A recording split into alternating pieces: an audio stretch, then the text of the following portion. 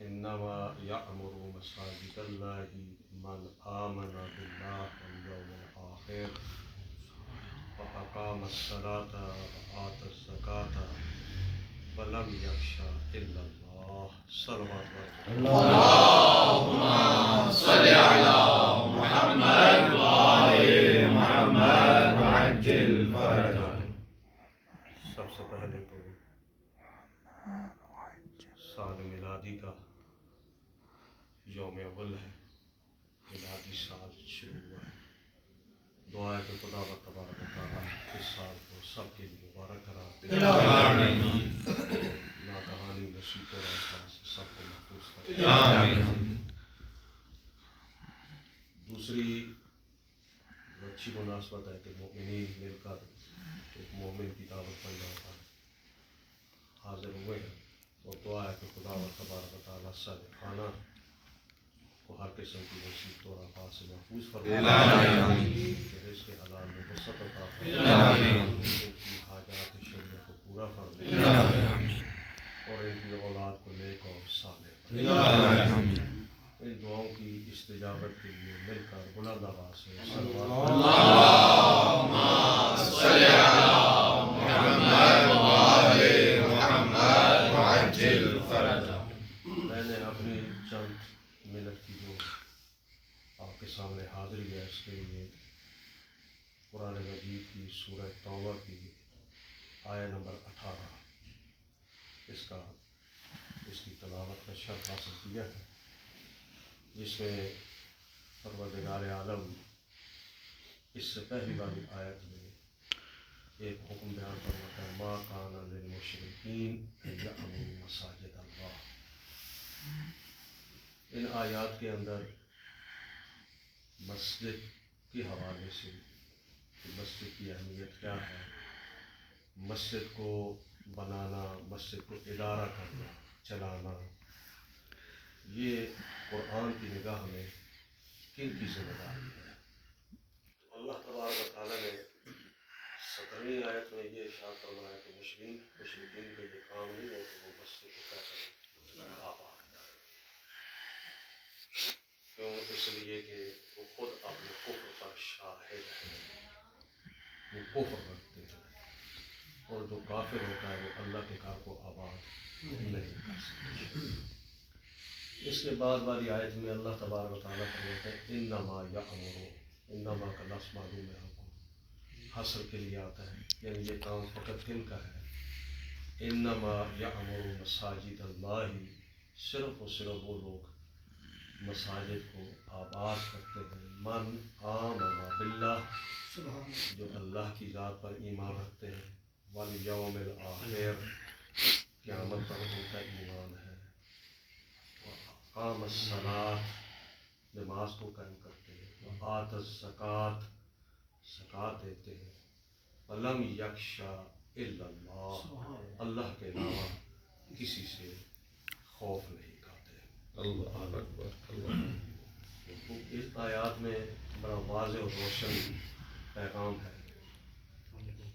آپ کو پتہ ہے کہ دینی اعتبار سے جس مرکز کو باقاعدہ قرآن کے اندر رسمیت کے طور پر بیان کیا گیا ہے وہ مسجد ہے.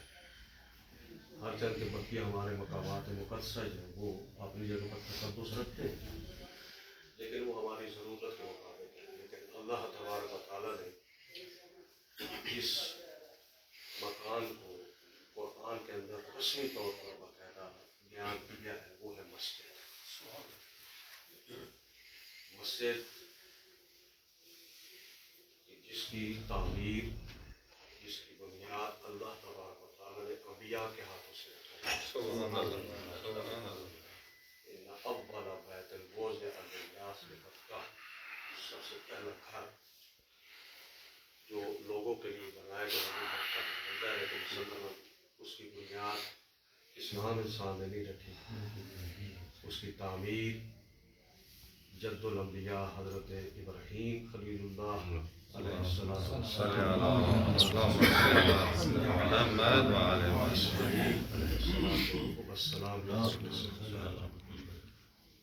اور حضرت ابراہیم و اسماعیل علیہ السلام اس کام کو جس وقت انجام دے رہے اس یرفعو، جس وقت وہ بلند کر رہے تھے قواعدہ، اس کی بنیادوں کو، تو وہاں پر حضرت ابراہیم علیہ السلام نے باقاعدہ اس موقع پر دعا بھی کی۔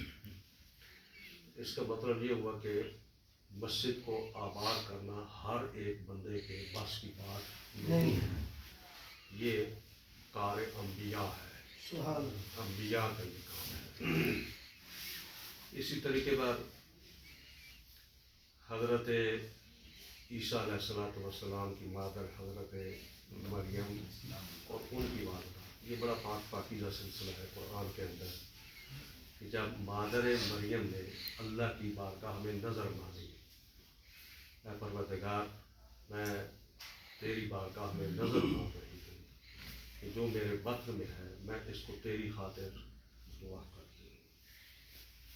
اور جس وقت ان کے بطن سے بچہ پیدا ہوا تو وہ مؤنث یعنی حضرت مریم جو ہے تو اس وقت حضرت مریم کی والدہ نے یہ اللہ کی بارگاہ میں عرض کیا کہ پروردگار یہ تو بیٹی ہے، میں تو تیری راستے میں اس کو چاہتی ہوں۔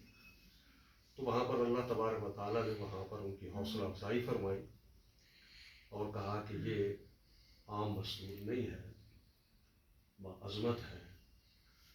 نتیجتاً حضرت مریم کو وقف کر دیا گیا خانہ خدا کے لیے، اور پھر اسی پاک پاکیزہ سلسلہ سے حضرت عیسیٰ علیہ السلام اور ان کی عظمتیں جو ہے وہ قرآن کے اندر بیان ہے۔ مراد یہ ہے کہ وہاں پر بھی اللہ کے گھر کے لیے بحیثیت خادم، بحیثیت خدمت گزار خانہ خدا، اللہ تبارک و تعالیٰ نے قرآن کے اندر بیان کیا کہ حضرت مریم کی والدہ نے، حضرت مریم، اور پھر اس کے بعد یہ سلسلہ کہا کہ آگے چلا۔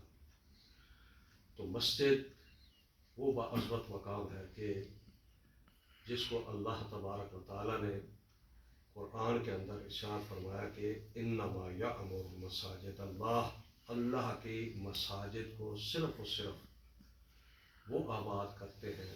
توجہ رہے، پہلی دو چیزیں ہیں جن کا عقیدے کے ساتھ تعلق ہے، یعنی نظریاتی اعتبار سے بندہ کیا ہونا چاہیے، فٹ ہونا چاہیے۔ من آمنا باللہ والیوم الآخر، یعنی اس کا تعلق عقیدے کے ساتھ ہے، نظریے کے ساتھ ہے۔ اس نظریے کے اعتبار سے، عقیدے کے اعتبار سے اس کے اندر کسی قسم کی کوئی جھول نہ ہو، اس کے اندر کوئی کمی کاستی نہ ہو، پکا مسلمان ہو، پکا مومن ہو۔ من آمنا باللہ والیوم الآخر۔ پھر اس کے بعد جیسے کہ ہمارا عام تشیع کا کنسیپٹ ہے کہ ایمان ہی کافی ہے، عمل کی ضرورت نہیں ہے، جو ہمیں اسٹیجوں سے سکھایا جاتا ہے، یہ نہیں ہے کہ صرف ایمان ہی کیا ہے کافی ہے، عمل کی کوئی ضرورت نہیں۔ قرآن کی یہ آیت اس کو رد کر دیتے ہیں، کہا کہ مسجد کو آباد کرنے والے نظریاتی آدمی ہوتے ہیں، پختہ کار ہوتے ہیں، با ایمان ہوتے ہیں، اور پھر پریکٹیکل انسان ہوتے ہیں۔ اقام الصلاۃ، جو نماز کو قائم کرتا ہے، وآت الزکوٰۃ، اور زکوٰۃ کو ادا کرتے ہیں۔ یہ اقامہ صلاۃ اور ایتاء زکوٰۃ جو ہے دو اہم رکن ہیں پریکٹیکلی فروع دین کے، جس کو یہاں پر بیان کیا گیا ہے۔ اور پھر اس کے بعد ساتھ کہا کہ مسجد کو آباد کرنے والے وہ ہوتے ہیں کہ وَلَمْ يَخْشَىٰ إِلَّا اللَّهُ، وہ اللہ کے علاوہ کسی قسم کا خوف نہیں کرتے، یعنی وہ کسی شخص کی مالی، منصبی، سماجی اعتبار سے اگر کوئی اس کا منصب ہے تو اس سے وہ خوف نہیں کھاتے، وہ اللہ کے گھر کی آبادکاری کے لیے صرف اور صرف خوف خدا کرتے ہیں، باقی معاشرے کے کسی فرض کا خوف ان کے دل میں نہیں۔ تو قرآن مجید ہے یہ ایک روڈ میپ ہمارے لیے لاتی ہے کہ مساجد کی آباد کاری کن لوگوں کے ذمے ہے.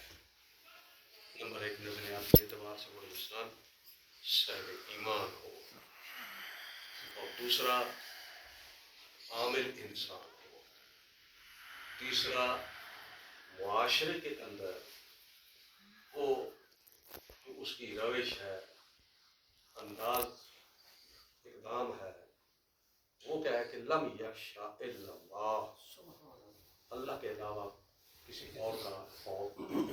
مسلمان بڑی عام صفت ہے، بڑی عام خصوصیت ہے انسان کے اندر کہ جو اللہ کے گھر کو، مرکز دین کو، مرکز عبادت کو جو آباد کرنا چاہتا ہے کہ اس کے اندر صرف خشیت الہی ہونی چاہیے.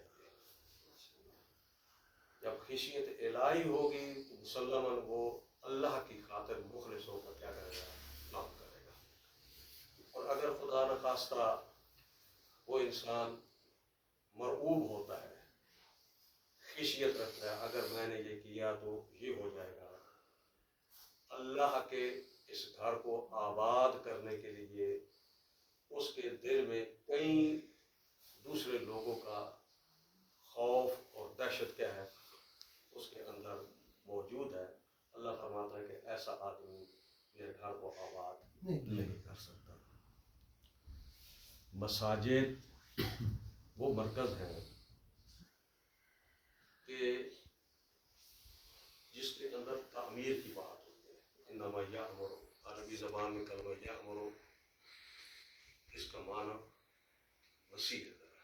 تعمیر ایک وہ معنی بھی اس کے اندر موجود ہے کہ جو ہم اپنی اردو زبان میں تعمیر مسجد، اس کا بھی بہت بڑا سوال ہے کہ مسجد کو بنانا، مسجد کی بنیاد رکھنا، یہ بھی تعمیر کے اندر شامل ہوتا ہے. عربی اعتبار سے تعمیر کا دائرہ اس سے بھی وسیع تر ہے. نہ یہ ہے کہ مسجد کو بنانا بلکہ بنی ہوئی مسجد کو آباد کرنا. سبحان اللہ. یہ کیا ہے کہ تعمیر میں اب آباد کاری مسجد کی کیا ہے؟ مسلمان مسجد کی آباد کاری مسجد میں آنے والے نمازیوں کے ذریعے سے ہے، اس مسجد کے اہداف کے حوالے سے ہے. پہلے مساجد کچی ہوتی تھی، اب بھی ہے بہت سارا تو مساجد کیا ہوتی تھی؟ کچی ہوتی تھی، لیکن نمازی پڑھتے ہیں. مساجد جو تھی کچی ہوتی تھی لیکن نمازی کیا ہوتے تھے؟ پکے ہوتے تھے، آتے تھے مسجد میں.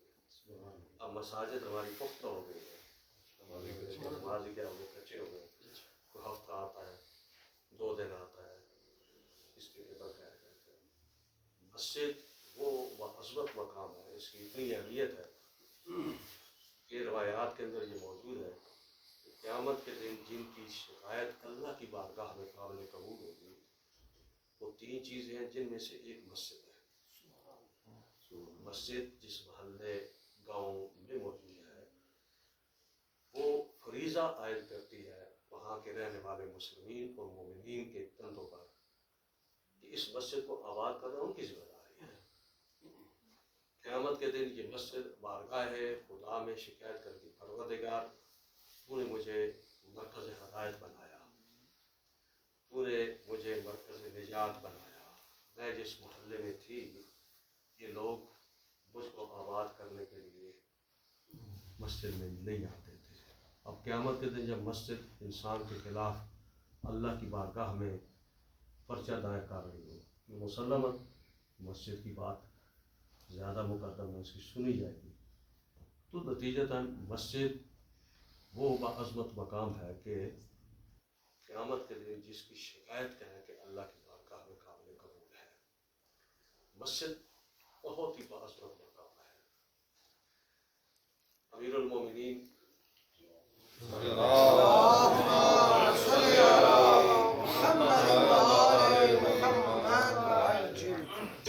فرماتے ہیں کہ اگر پروردگار عالم مجھ کو اختیار دے یا علی آپ جنت میں رہنا پسند کریں گے یا مسجد میں؟ امیر المومنین فرماتے ہیں کہ مسجد کا انتخاب. پوچھا گیا مولا کیوں آپ مسجد کا انتخاب کریں گے جبکہ جنت اس کی تو بہت ہی کیا کیا سائش پاتی ہے. امیر مولوی فرماتے ہیں کہ جنت میں جانے سے میرا نفس خوش ہوگا, مسجد میں جانے سے میرا وہاں پر اندازہ لگانے کیا ہے کہ مسجد وہ گھر ہے جس کو آباد کرنے سے انسان کا رب اس سے کیا ہوتا ہے, خوش ہوتا ہے. سب میرے لیے قابل احترام تمام مومنین با عزت ہے, با اکرام ہے. مسلماً مسجد کی آباد کاری مومنین کا ہی کام ہے, اس کے علاوہ تو کسی اور کا کام نہیں ہے. ماں کام ہے مشرقین, مشرقین کا تو یہ کام نہیں ہے کہ یعمروا المساجد اللہ کو, اللہ کے گھروں کو کیا کریں, آباد کریں. کن کا کام ہے, مؤمنین کا کام ہے, جن کی نشانی یہ بتا دی گئی ہے. تو اس حوالے سے مسجد کے بہت سارے پہلو ہیں, اور احادیث کی روشنی میں اگر دیکھا جائے تو ہر پہلو کے اعتبار سے اس کی عظمت ہوئی. مثلا جیسے حضرت مریم کہ جن کا کام کیا تھا کہ اللہ کے گھر کو پاک و پاکیزہ رکھتی تھی, یہ خدمت ہے, اور معمولی خاتون تو نہیں تھی, نبی کی ماں ہے جس کی عصمت اور پاک دامنی کو قرآن میں اللہ تبارک و تعالیٰ نے بیان کیا ہے. اس اعتبار سے مسجد کی خدمت گزاری کو اپنے لیے ایک قدر سمجھنا چاہیے, ایک ویلیو. ہم جھوٹی قدروں کے پیچھے جاتے ہیں, ان قدروں کے پیچھے جاتے ہیں کہ جن کی اللہ کے ہاں کوئی ویلیو نہیں ہے, اللہ کے ہاں اس کی کوئی اہمیت نہیں ہے. ہم ان کے حصول کے لیے اپنا سب کچھ کیا کر دیتے ہیں, عزت, حیثیت, جو کچھ ہوتا ہے اس کو کیا کر دیتے ہیں, قربان کر دیتے ہیں, لیکن پھر بھی اس کو کیا ہے کہ وہ ویلیو حاصل نہیں ہوتی ہے. تو کیوں نہ ہم وہ راستہ اختیار کریں کہ جس میں اللہ تبارک و تعالیٰ کے ہاں انسان کی قدر ہو, وہ کیا ہے کہ خدمت گزاری مسجد. یہ قرآن کا کنسیپٹ ہے خدمت گزاری. یہ ہمارا کیونکہ معاشرہ کلچر جو ہے یہ کیونکہ اسلامی کلچر نہیں ہے, نتیجتاً ہم جتنی بھی باہر کی جو غلط باتیں ہوتے ہیں وہ دینی مراکز کے اندر بھی ہم اس کو کیا کرتے ہیں, لے آتے ہیں.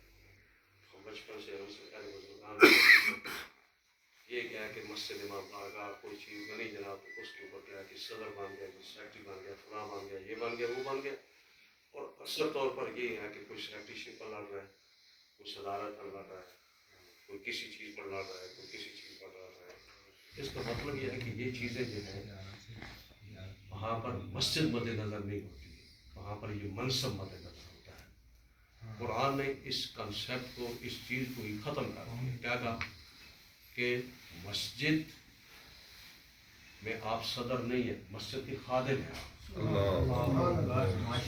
مسجد کی خدمت گزاری جو ہے وہ آپ کا کیا ہے کہ ٹائٹل ہونا چاہیے. اس گھر کو صاف رکھنا, قرآن کے اندر ہے کہ اللہ کے گھر کو پاک رکھنا, پاکیزہ رکھنا, یہ ایک بڑا منصب ہے.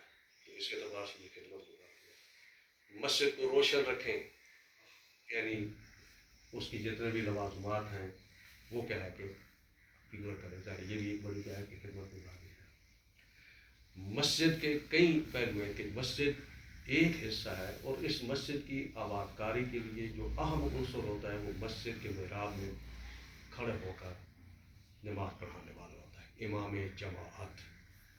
امام جماعت جس کو آپ اپنے آگے کھڑا کر کے اس کے پیچھے اس کی اقتدا کرتے ہیں. اور معلوم ہے کہ امام کا مطلب کیا ہوتا ہے کہ جو پیشرو ہوتا ہے, پچھلے اس کی اقتدا کرتے ہیں.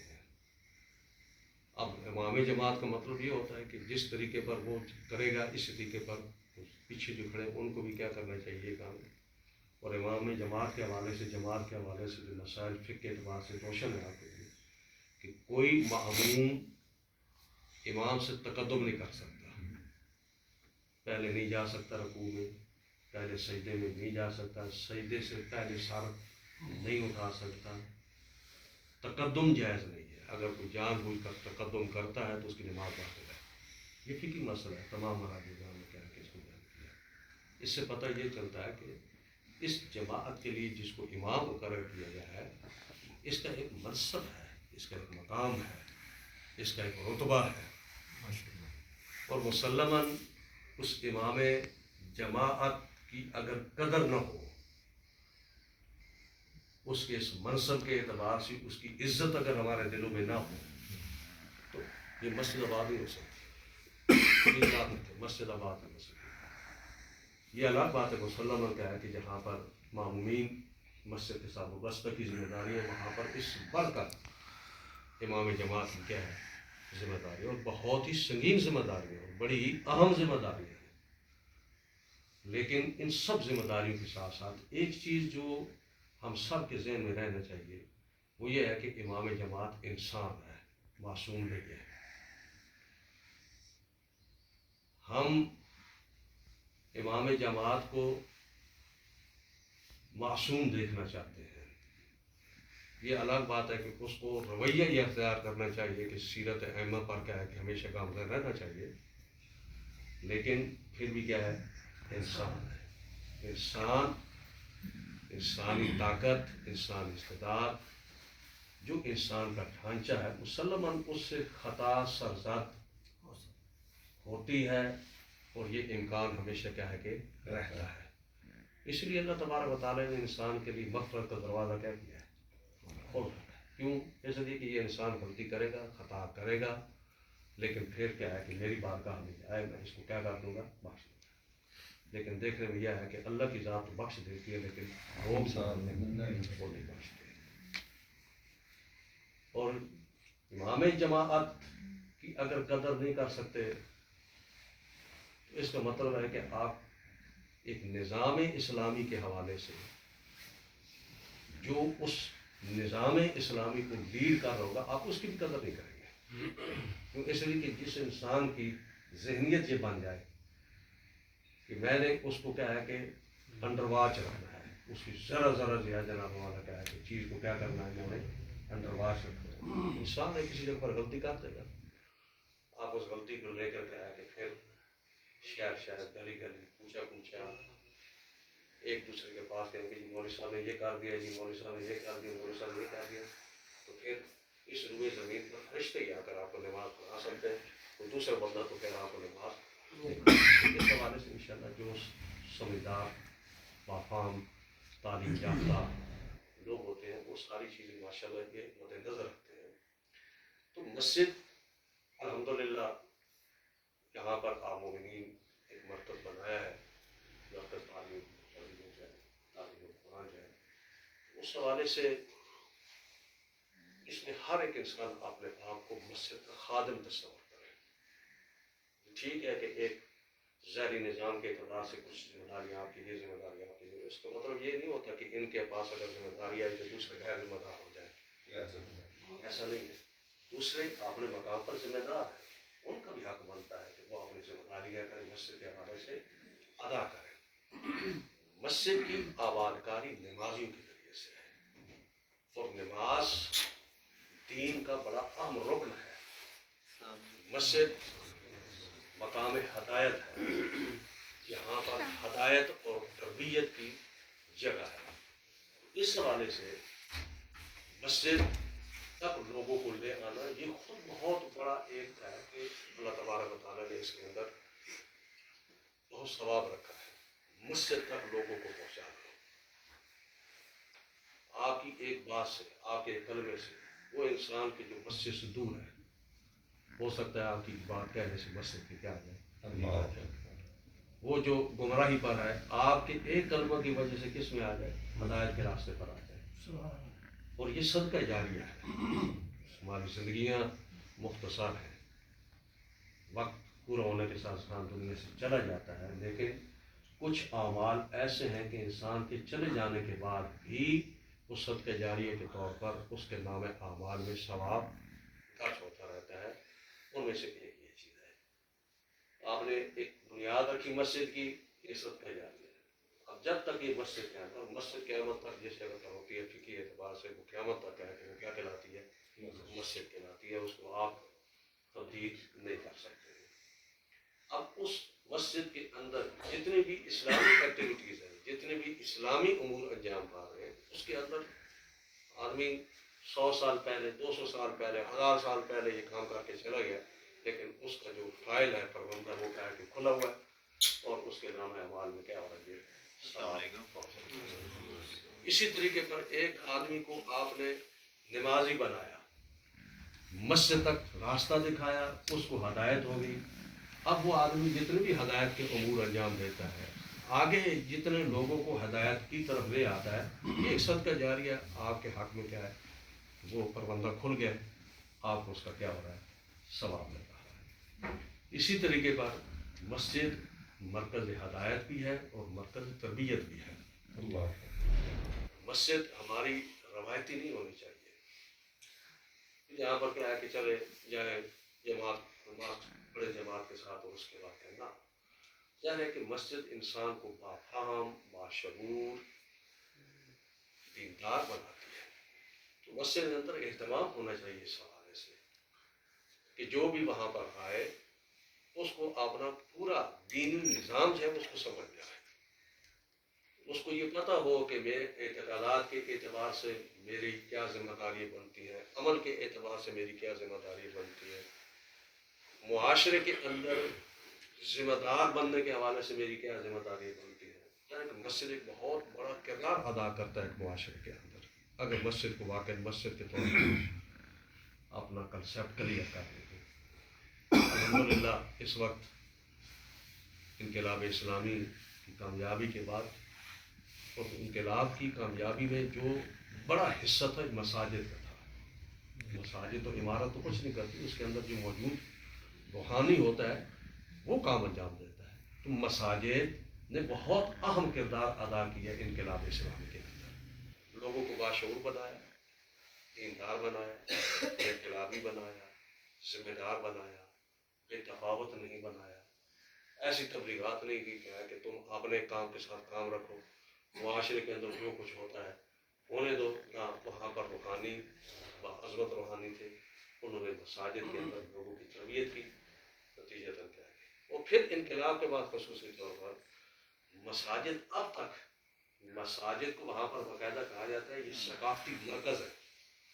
یعنی مسجد کے اندر وہاں پر آپ کسی مسجد میں جائیں وہاں پر یہ نہیں ملے گا کہ خبر کیا ہوتی ہے، نماز جماعت ہوتی ہے اس کے بعد ختم. نہ، وہاں پر بچوں کی تعلیم، تربیت قرآن کے حوالے سے، دینیات کے حوالے سے ہے. عورتوں کے لیے باقاعدہ کلاسز ہے، بڑوں کی باقاعدہ کیا ہے کہ وہاں پر کیا ہے کہ کلاسز ہے. فکری اعتبار سے باقاعدہ کیا ہے کہ ان کی مناسبات کے اعتبار سے ان کی مساجد کیا ہے کہ فعال ہے. نتیجتاً مسجد وہاں پر ایک مرکز ایسا ہے کہ جو اپنا بڑا اہم کردار کیا ہے کہ ادا کرتا ہے. وہ ہونا بھی ایسی چاہیے، ہمارے یہاں بھی ایسی ہونا چاہیے. مسجد جو ہے وہ مرکز ہو کہ جو اپنا معاشرے میں کردار ادا کرے. اگر کسی معاشرے کے اندر کوئی مشکل پیش آ رہی ہو تو وہاں پر لوگوں کی نگاہ مسجد کی طرف ہو کہ ہماری مشکل یہاں سے حل ہو.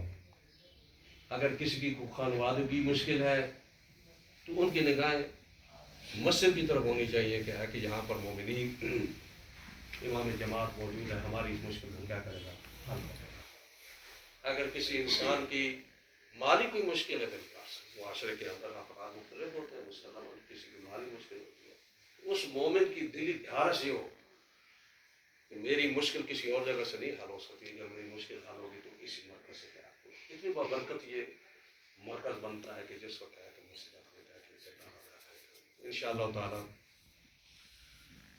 جیسے کہ مجھے یہ بتایا گیا کہ پہلے بھی دوستان اس مرکز کی خدمت کے حوالے سے کام کر رہے تھے. اللہ تعالیٰ ان کو جزائے خیر دے، خدا و تبارک تعالیٰ سب کو توفیق دے، اپنا حصہ جائے یہاں پر. اور اس حوالے سے ابھی جو ہے یہاں پر بالفعل اگر کوئی خادمین مسجد کے حوالے سے ذمہ داریاں اگر بالفعل لیتے ہیں تو وہاں پر اس ذمہ داری کو محسوس کرتے ہوئے ذمہ داری کو ادا کرنے کے لیے آگے بڑھنا چاہیے اور اپنا حق. یہ ایک اللہ تعالیٰ کی طرف سے لطف ہے، یہ یاد رکھیں. مسجد کی خدمت تحمیل نہیں ہے، مشقت نہیں ہے.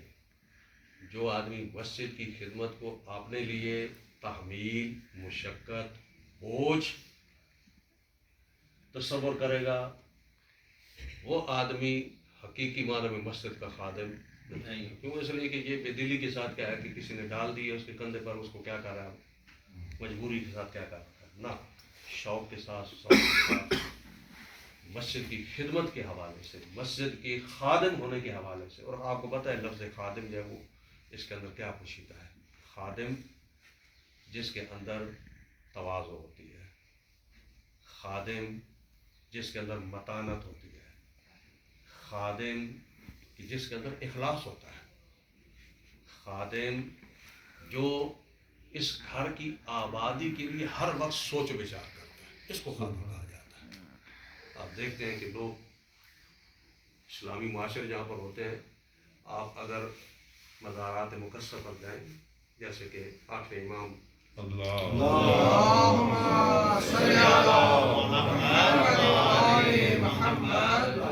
وہاں پر جو خادمین ہیں، آپ ماشاء اللہ گئے ہوں گے وہاں پر، آپ نے دیکھا ہوگا کہ جو خادمین حرم ہوتے ہیں ان کا خاص لباس ہوتا ہے. وہاں پر آپ اگر ان کا ریکارڈ اٹھا کر دیکھیں، ان میں سے اکثریت وہ ہیں کہ جو بڑے اچھے اچھے منصب پر فائز ہیں، اور وہ کہتے ہیں کہ خادمین افتخاری. خادمین افتخار یعنی کیا ہے کہ امام کا خادم بننا اپنے لیے کیا سمجھتے ہیں؟ افتخار اور شرف سمجھتے ہیں. اور وہاں پر باقاعدہ آ کر کیا کرتے ہیں؟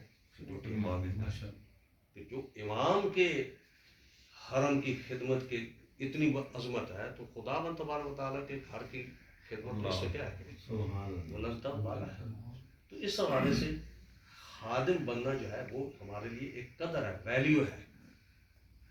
اور اس کو ویلیو سمجھ کر، قدر سمجھ کر کیا ہے کہ اس کو قبول کرنا چاہیے، اس کے لیے ہمت کرنی چاہیے، کوشش کرنی چاہیے.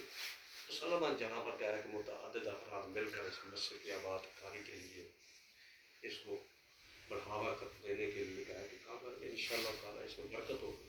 انشاءاللہ خدا تبارک و تعالیٰ کی بارگاہ میں التجا ہے، سب مل کر